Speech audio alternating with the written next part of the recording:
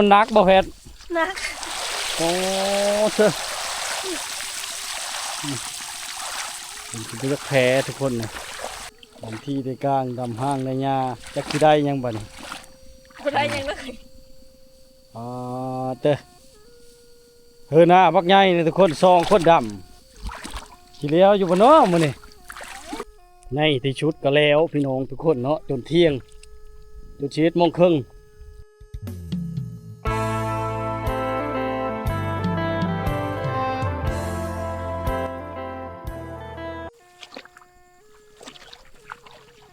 ตามติดวิถีชีวิตสองพี่น้องชาวแพร่ชาวเพชรคือเก้ามันนี่พี่น้องนี่มาเบิ่งการดำหน้าของชาวผู้ไทยเนาะสาวผู้ไทยนะตื่นมาแล้วก็ตัดหางกาเลยตัดหางกาแล้วก็ไปยายได้ทุกคนเลยโอ้มันนักบ่แพทย์นักโอ้เชื่อเป็นเลือกแพ้ทุกคนเลยกาเราลกบักใหญ่ทุกคนมัดบักใหญ่เนาะนี่การติดวิถีชีวิตของพี่น้องชาวแพร่ก็ใช้โอ้ผู้ดำท่าเลยลงหน้าแต่เช้าแต่เชี่ยวเนาะดำท่าเลยพี่น้องทุกคน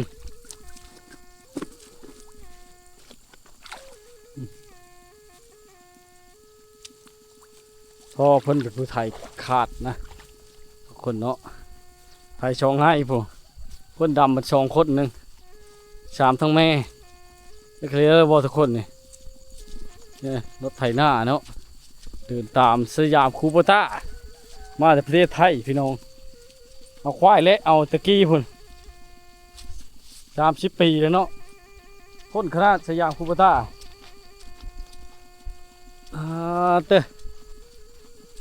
เธอ2 มัดใหญ่เนาะชาวแพร่เนาะชาวเพชรเพื่อจีฮอดโอ้มีน้ำหวานนี่ได้ทุกคนนี่ป้าแต่แซ่บๆหลังจากเมื่อยลำหน้าเนาะ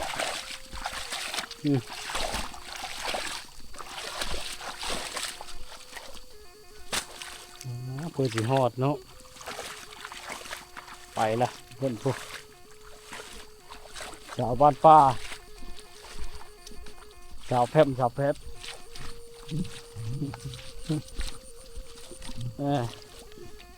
อันนี้เขาเจ้าดำมือชื่นนั่นทุกคนเนี่ยแล้วอะไรเนาะมาประท่านผู้หน้าเพิ่นฮอดกุโมงผู้ได้หน้าเพิ่นเฮ็ดน้อยจากลอกมาเพิ่นละ2 เฮกตาร์สิบ่ฮอดดอกทุกคนประมาณเฮกตาร์ปลายนะเขาก็ประมาณ120พอคุมกินเนาะจงไว้พอได้ซื้อน้ำมันลงหน้าไว้ล่านั่นบ่ได้ขายดอกทุกคนอันนี้เป็นตาแหะเนาะจำตั้งแต่เริ่มสิลงหน้าทำอิฐผู้ไทยทีนี้เขาจะจำก้อนเนาะโอ้สาวแพร่จนเรานั้นบ่ได้นะพี่น้องมันใหญ่เนาะมัดใหญ่เกินเราดำหน้าในห้างเลยทุกคนดำเข้าอันนั้นก้อนเข้ากลางดำเข้าโกหกก้อนพอพายเอาขึ้นมามันชิลงกันอีพ่อเอาลงทหารบ่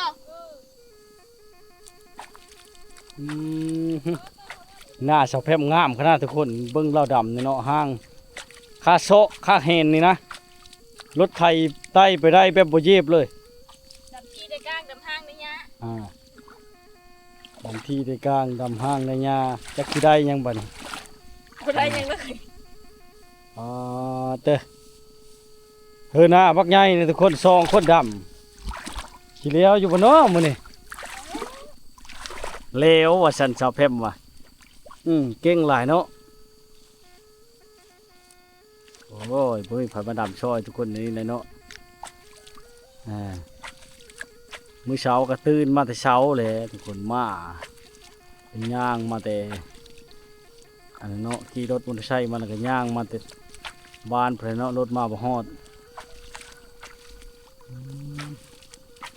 2 พี่น้องดำคนละแจ่ทุกคนเลยครับแม่ขี่ลงมาลำหลังเนาะชาวเพชรเราลงมาลำหลังให้เราเกือบหมาเกือบใกล้ทุกคนกับเขาอีเม่เนาะอยู่ที่พูนเถงอยู่ไกลๆพุ่นเนาะเฮ็ดให้ลงมาบ่ทงบ่ทันกันนะชาวแพร่ก็มาตัดทางกาแล้วก็ยายก่อน แล้วก็ดำหน้าทุกคนนี่หน้านี่เป็นหน้าใหญ่ๆนะพ่อลากกำลังซ้อมคันหน้าคัดคลองไปน้ำมันนั่นกะเอาหอยขี้กระต่ายขึ้นไปไว้ต้มกินคนนี่มันนี่หอยขี้กระต่ายได้นาสาวแพมนี่แต่ก้อนนี่เต็กมีแมงดาอีกนี่แมงดาโบราณเลยก็บ่ค่อยได้กินปานใดเนาะไปหาซ่อนแยงสิได้กินอยู่ตั้งหน้าตั้งตาเฮ็ดพี่น้องเลยพ่อเราดุด้วยปานคันหน้าบักใหญ่นี่ไว้ที่ตอนเฮนรี่แท้นี่เมื่อยบ่ชาเพชรเมื่อยโอ้เห็นเวเห็นงานเมื่อยมันอะไรอยู่เฮ็ดที่ใส่กันเนาะขอกำลังใจจากFCได้พี่น้องเลยเมื่อยจากการเฮ็ดเวเฮ็ดงานเนาะเอาภาพบรรยากาศของชาวไร่ชาวนาในการดำหน้าปีเนาะบักดำเข้าหน้าปีมาฝากFCพี่น้องหมดทุกคนเนาะเอาสองสาวคือเก้าพี่น้องสองสาวดำหน้าเนาะหน้ากับบักใหญ่เขาเมื่อให้ชาวชอบผลบ่นี่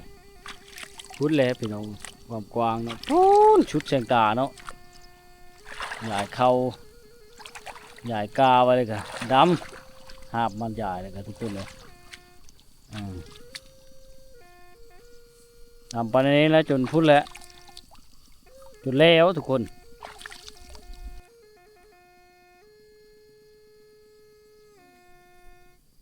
คนที่ดำหน้าเก่งหน้าไหวทุกคนเนาะชาวแพร่ผู้เดียวทุกคน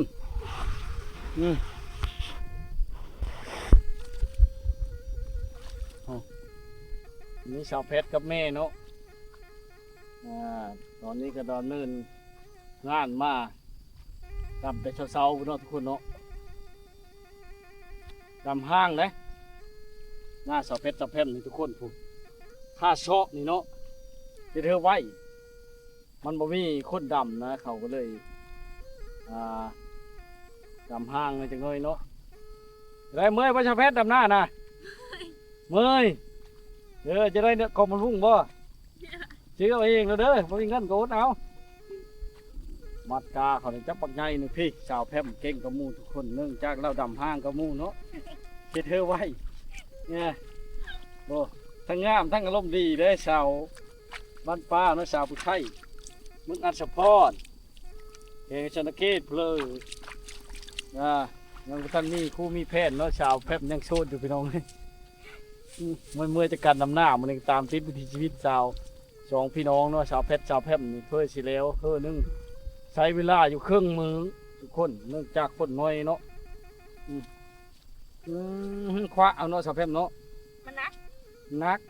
อู้มาไหวเนาะเฮ็ดบันเยอะกาเรางามทุกคนนี่เพ่งกาขานี่เนาะเพ่งเอวมันกาเราจำเนาะกาบุสูงไปเลยเมื่อ55-60นี่แหละสาวแพร่พี่น้องก็น่าฮักหลายสาวผู้ไทยเมืองอัศพรนี่พี่น้องเลยถ้าไผ่ได้มาสัมผัสตัวจริงแท้ๆเนาะดำแล้วดำอีกดำได้เลยเนาะบางบ้อนก็ใส่ข้าวงั้นบางบ้อนก็เสื้อข้าวกลางมือว่านนี่เนาะมาอัปเดตพระท่านนี่เขาจะดำนี้นะทุกคนนี่นี้เนาะนี้เนาะว่านนี่มือนี้ก็ต่อขึ้นนี้นะ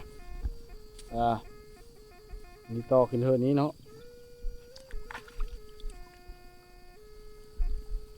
จากแล้วนี้เราขึ้นรถไถจอดนะทุกคนผู้ต่อไปเลยเนาะสุดท้ายกันตะกาเนาะแต่เพิ่งลายทุกคนนะเราดำจะไหวก็มู่เลยนะหน้าเขตนี้เขาจะดำเอาทุกคนบ่มีผู้ยอดผู้ว่านเลยนะเนื่องจากว่ามันหน้าหญ้าขึ้นเนาะมันเป็นหน้าดินดะเกมทรายแต่ถ้าดำมันนี่ก็พอได้กินเนาะพอได้ซื้อน้ำมันเฮ็ดหน้าแบบตับเป็นตับเกิดทุกปีต้องเลยเฮ็ดเนาะเฮ็ดแต่หน้าปีแม่นบ่ชาวแฟมเฮ็ดแต่หน้าปีหน้าแรงบ่มีน้ำยิงตามธรรมชาติเนาะน้ำฝนยุ่นละท่าตกลงมาเมื่อคืนนี่ก็ตกบางแห้งนึงเกือบบ่ได้ดำเลยนี่ก็ทุกคนเลย พ่อเพิ่นกำลังจ้างกันคาดหน้าแล้วไทยแล้วกันตอนแรกเราไทยเนาะตอนเช้าเราคาดแล้วเลยเนาะแล้วขึ้นไปกินข้าวกินน้ำเลยกะจักตอกไว้ทุกคนเขาไปเอาควะเพิ่งโง่ตอนนี้กำลังขังไว้เนาะเพราะว่าวิปุเรนหญ้ากระเห็นมีแต่ตัวจ้อยๆเงี้ย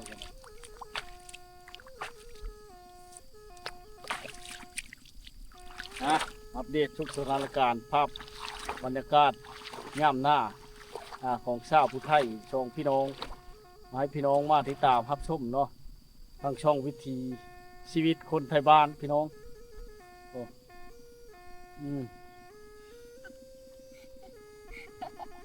เดี๋ยวแป๊บยิ้มดีขนาดเนื่องจากเมื่อยเนาะคาดชานอาหาร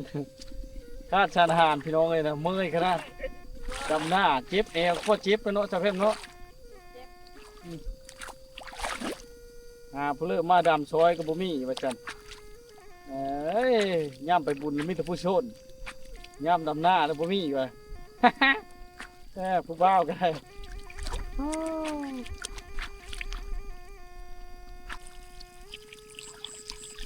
ทำลายจนพี่น้องทุกคนเนาะโอ้แม่เพิ่นคัดคลองได้เสื้อหอยขี้กระต่ายทุกคนแถวหน้าในหอยขี้กระต่ายหลายเนาะพอได้กินบางคนก็หาขายเนาะโลเท่าไรเดี๋ยวนี้แม่โล30,000 กีบครึ่งร้อยบ่ได้ครึ่ง500บ่โล500ก็บ่ได้เนาะได้ปะ30โบ่ได้ครึ่งร้อยประมาณ30 บาทเนาะ30 บาททุกคนของน้อยๆเนาะหอยก็หอยขี้กระต่ายเป็นเขาบอหาขายโอ้ลายดำมาได้ครึ่งนึงแล้วพี่น้องทุกคนเนาะใกล้สิแล้วเลยแต่ว่าทุกให้เนาะชลายดำแต่เช้าจนฮอดเที่ยงแล้วตอนแรกจะลกกาเนาะจะลกกาไว้เป็นขึ้นห่อนเมื่ออื่นมื้อนี้ก็อัปเดตได้แต่ชำนี้เนาะได้เทละนิดเทละน้อยนิดนะเนาะสองพี่น้องดำหน้าคนเราดำห้างเราพี่น้องซ้ำหน้าชาวเพมนี่เรามักใส่กรุ๊ปได้ชาวเพมนะกรุ๊ปเป็นนี่เนาะเพมจะเป็นทุกคนดำหน้าไว้ขนาดชาวไทยชาวเพชรบ่มักใส่อย่างเนาะดูบริท่าเพลงน้ำเด้งพี่จังนั้นแต่ละมือนะพี่น้องมาแต่ท่าน้ำขี้ตมให้หน้าตะก้านี่เนาะสาวเพชรสาวบ้านป้าทุกคนลูกสาวลายแม่เนาะแผ่นหน้าไหวได้พี่น้องเลยแต่พอซ้ำสาวแพมเนาะไหวเนาะ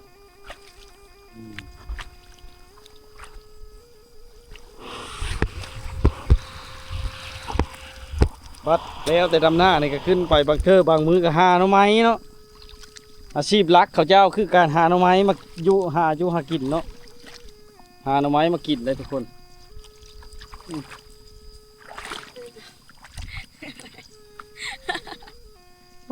อารมณ์ดีก็น่าสาวแพมพี่น้องเลย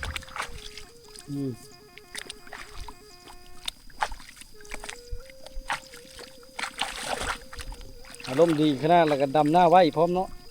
เริ่มดำแต่พี่ลงพุ่นก็แล้วไว้แล้ววันนี้มันหอมแล้วทุกคนเริ่มคอนแล้วเนาะดำหน้าใช้เวลาอยู่ครึ่งมือนะพี่น้องประมาณ5 หรือ 6 ชั่วโมงลงแต่เช้าเนาะลงแต่เช้ามาแล้วก็ตัดหางก้าหลังจากท่อคาดหน้าแล้วเนาะพระเจ้าจะมาดำส่งพี่น้อง3ทั้งแม่ลุยแต่ละมือพี่น้องเลยได้มือละงาน2 งานเนาะประมาณจะเดินป่ายเดินกว่าดำหน้านี่แล้วคนเพราะว่าคนน้อยเนาะใช่แต่ว่าดำห้างหน้าสาวแพมงามเลยทุกคนพ่นดำก็งามเฮ็ดให้ดำก็ไว้พร้อมเหมาะกับเป็นสไปพังไทยก็ได้เนาะเพิ่นว่าพังลาวก็ได้หรือต่างประเทศสหรัฐอเมริกายินดีต้อนรับเสมอเนาะ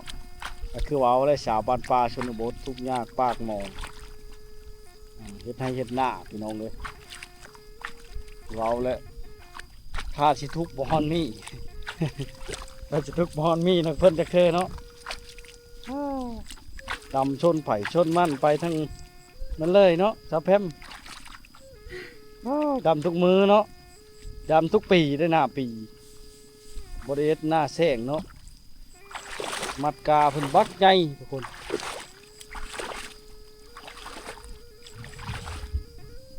ในที่ชุดก็แล้วพี่น้องทุกคนเนาะจนเที่ยงจน11:30ลงแต่5-6 โมงเช้าเนาะได้แนวกินขึ้นไปพร้อมนั่นก็คือหอยขี้กระต่ายพี่น้องหอยขี้กระต่ายแถวนี้เนาะ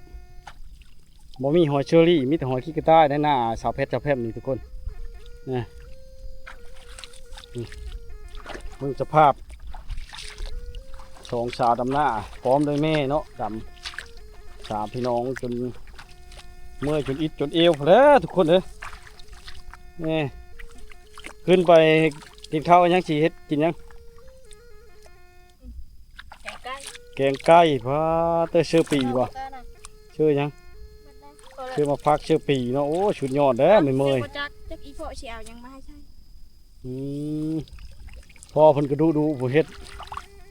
บึดจำบึดอยู่ปานคันหาได้ความดุของเราเฮ็ดเป็นได้ชาวเพชรเมยหลายโอ้ยเมยแหละพ่อท่านเมยกันหน้าเจ้ายังบ่แล้วต้องได้ดำโตจดเพลงเนาะ ผู้แล FC ฝั่งไทยผู้แลให้กำลังใจทั้งต่างประเทศพร้อมทั้งสปปลาวเนาะเอ้าชูชนสาวเพชรสาวแพร่มสองพี่น้องดำหน้าให้บักใหญ่จนแล้วแหละมื้อนี้พี่น้องเอ้ยจะได้จบคลิปเพลงเท่านี้ขอขอบใจที่มาติดตามนะครับส้มเนาะมาให้กำลังใจบ่าวคนไทยบ้านไปพี่น้องเอ้ยชูชนบนทุกข์ ไปได้มาการออกมาแล้วสำเร็จไปด้วยดีน้องเอ้ยมีแต่น้ำได้หน้าสาวแพร่มเนี่ยโอ้พักขะแยงกำลังงามเอิ้นบ้านนี่พี่น้องเลยตอนนี้กับบ้านข้างหน้าไม่เมื่อยอยู่ลูกก็ไปซื้อM100มาให้เมื่อยเลยทางนั้นพี่น้องเลยเราชาวเพชรชาวแพร่มกันได้ไก่ตัวนึงมานี่คาชูแม่กินนี่แล้วพี่น้องเลยแซ่บอีกแล้วมานี่ไก่ตัวบักใหญ่ว่าเจ้าผลจิตกอีกไปยักผูกคึมมาเลยตอนแรกสภาพบรรยากาศอยู่หน้าปะค่าพี่น้องงามลายชาวเพชรชาวแพร่มก็งามเนาะงามตามธรรมชาติงามแบบบริเตงนะพี่น้องแต่ละมือบริท่าอย่างท่าที่ขี้ตุ่ม ข้าวแป้งน้ำแดงกับผมมีท่าขี้ตุ่มเลยทุกคนเอ้ย